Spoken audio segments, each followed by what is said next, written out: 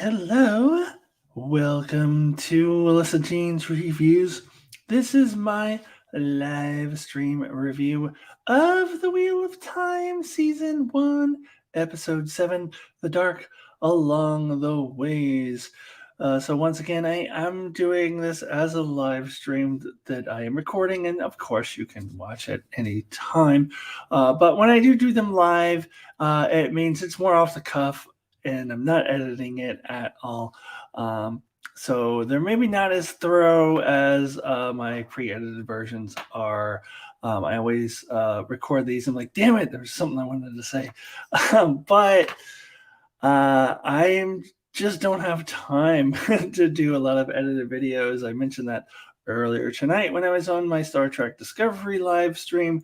That I've got Discovery, I've got this, I've got Spider-Man No Way Home, which I'm going to see. Then I'm going to do 2 reviews on that. And then I'm going to do a live discussion on Saturday with my brother on The Expanse. And then all these other shows that I'm also trying to watch that I don't even have time to do any sort of review for. So anyway, I will do my best on this live stream review to give my thoughts on this episode. I must first start with spoiler warning. I am going to be getting into spoilers, so if you have not seen Season 1, Episode 7 of The Wheel of Time, I don't understand why you would click on a video like this. So, let's jump into it. Let's get into the spoilers of this episode. Brandon Howes, hello. He said, damn, I'm only halfway. Well, why don't you leave the chat and come back and watch my video after the fact, because I'm going to spoil something pretty majorly in just a few seconds here. Although if you read the book, it's something that's in the book, but it's new for the show. So I'm going to spoil it very soon. So Brandon, if you're only halfway through the episode, but sometimes you don't mind being spoiled, so it's up to you. Whatever. Okay. So I really like this episode quite a lot. So first of all, I do want to say too that for both episodes 4 and episode 6, episode 6 was last week, I feel that I gave them 7s, and then I listened to other reviews, and there's a particular podcast that I listened to that are just, they were like very, very positive on those episodes.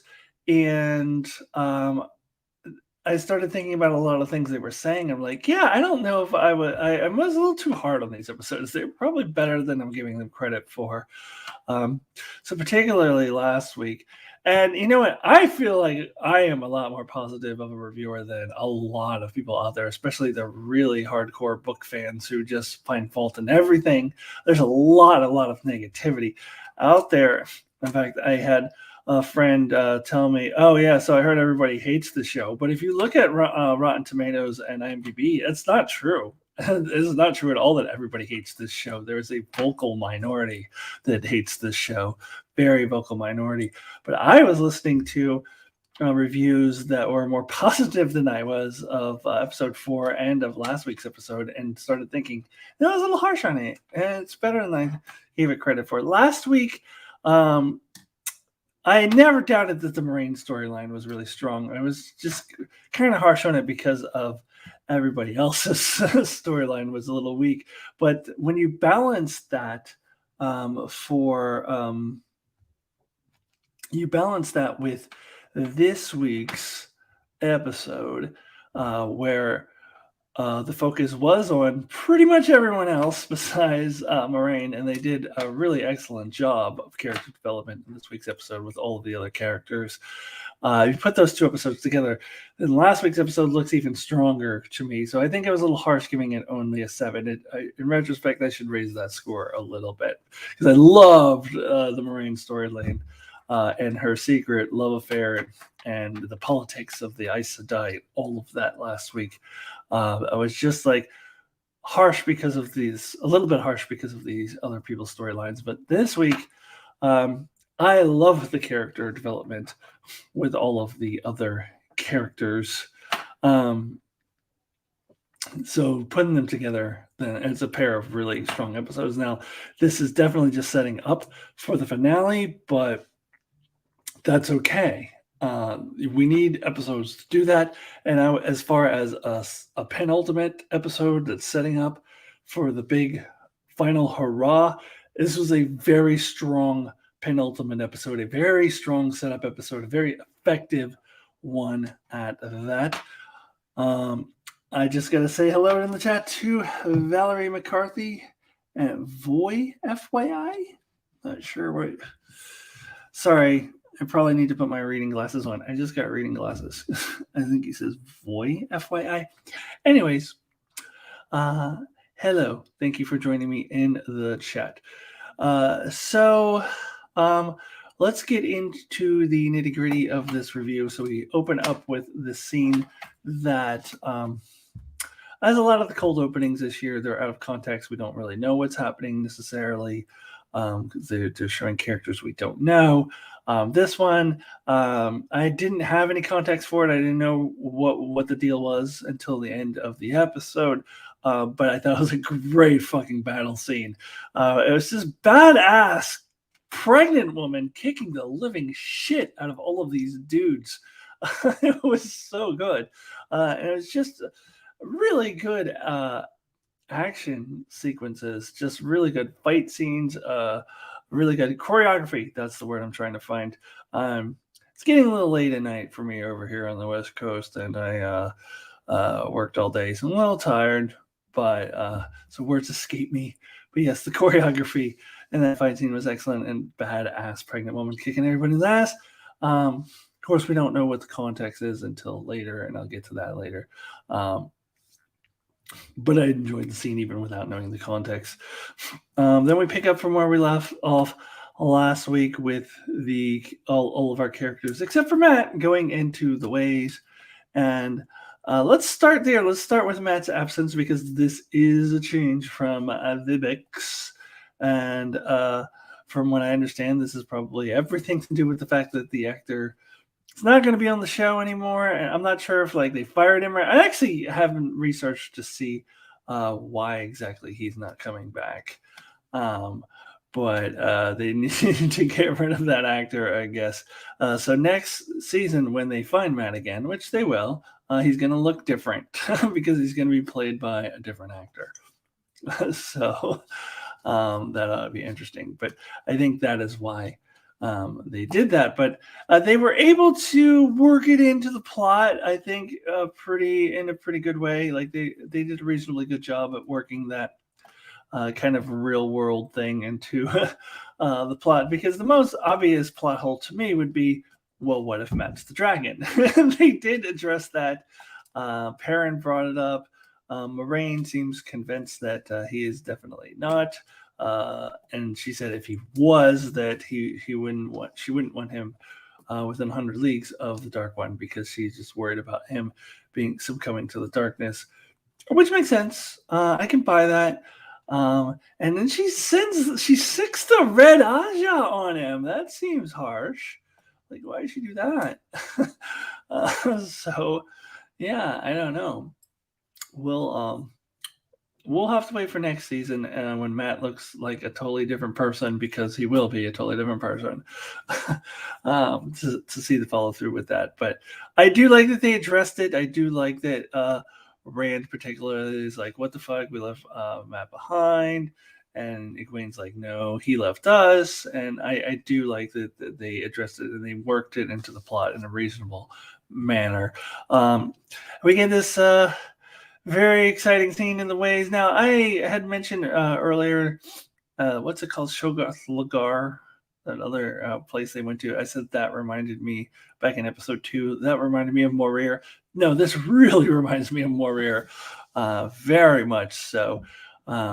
The way that it is portrayed here, and the way that they had the wind, which looked like a bunch of insects, whispering all these horrible things in all our characters' ears. Very creepy, very effective, and I love that Naive used her incredible powers, her burst of energy, to help get them out of that once again, and without her actually being the dragon, because we find out who the dragon is. I actually was going to spoil that at the top of this video, but I didn't, so we'll get into that. So she's not the dragon, she's just a very, very powerful channeler, and she saves them again. And so I love the scenes with Loyal, the Ogier. I feel he's poorly used on this show. I love it when he's there, but it really didn't make a lot of sense for him to be with them in the first place. I didn't understand why he went with them. And then they get there and he like just kind of vanishes. Well, like, where is he? Did I miss something? Did I miss him saying, "Oh, I'm going to go off to this other place now. Bye"? I must have missed that scene. It just seems like he's gone. So, and then having Tom Marilyn earlier in the season just kind of, come in late and then only be around for 2 episodes and then get killed, and I didn't even notice it got killed. There's some clunky things in this first season. Let's be real. There is some clunky things. And Loyal's another one of them, but I do love his dialogue scenes whenever he's there, and I love the actor who plays him. I understand the book readers are, some of them are a little upset that he's not as tall or big as he is in the books, but come on, you can't spend your whole CGI budget making Loyal be 20 feet tall or however tall. I forget how tall he is in the books. So I love this actor and I love this character, but I think he's kind of poorly used in the show. Just the way he just sort of goes with them for no reason and then just disappears. But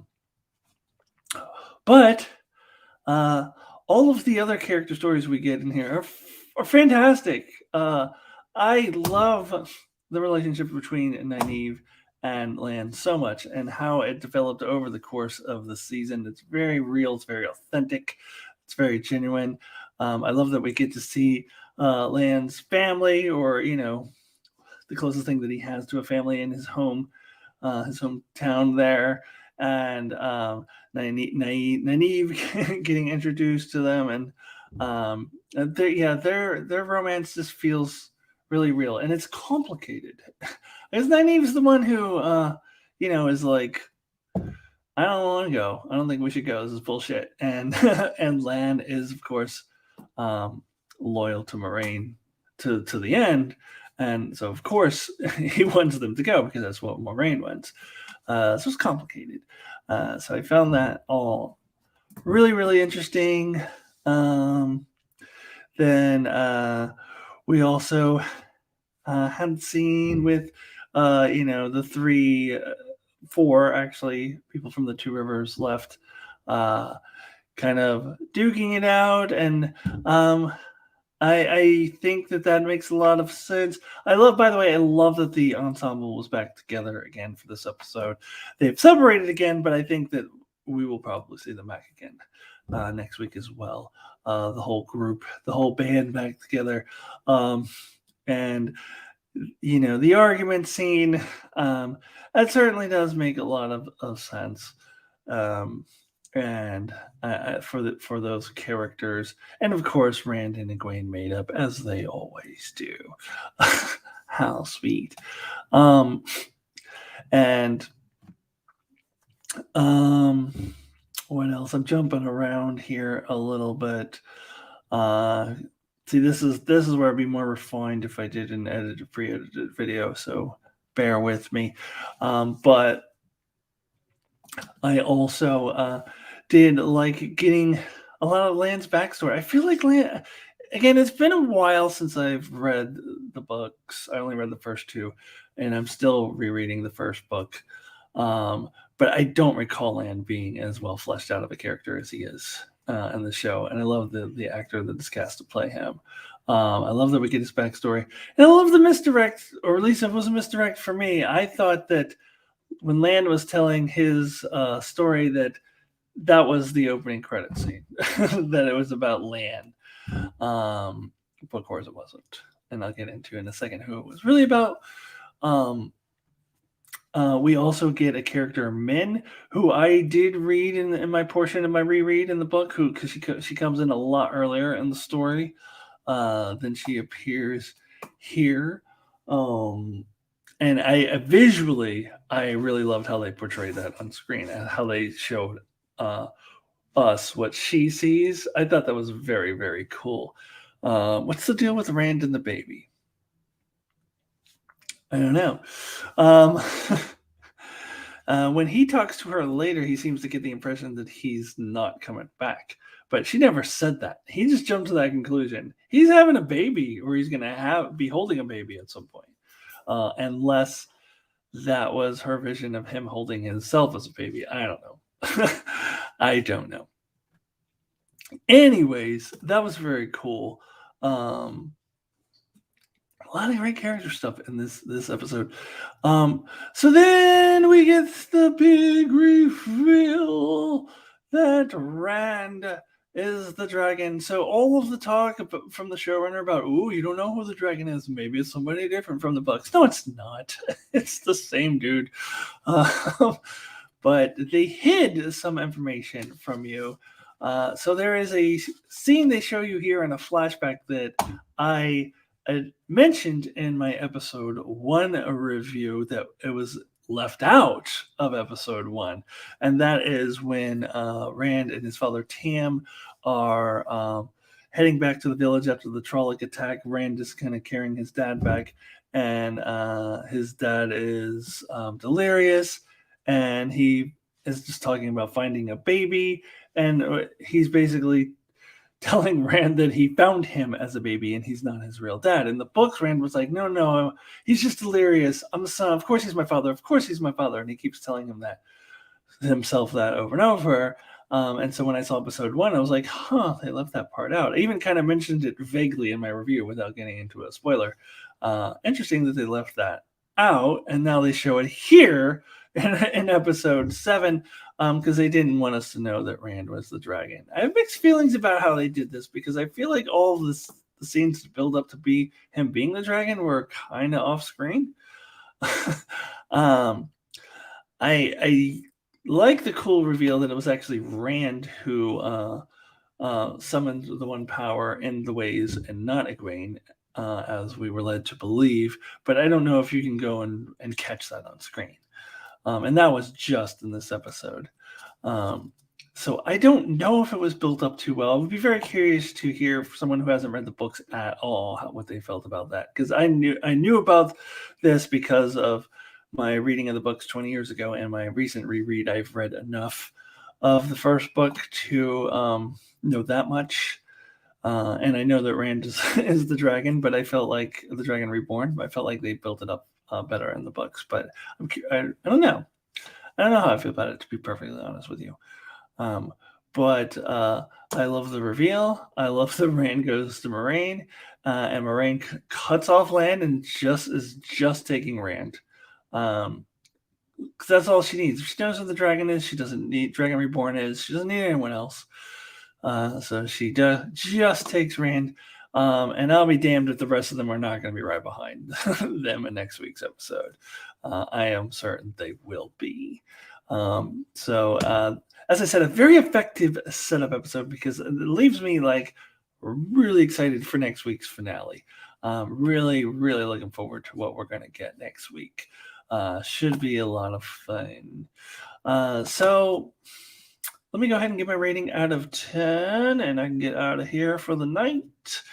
1 would be the lowest possible score I would give. 10 would be the highest.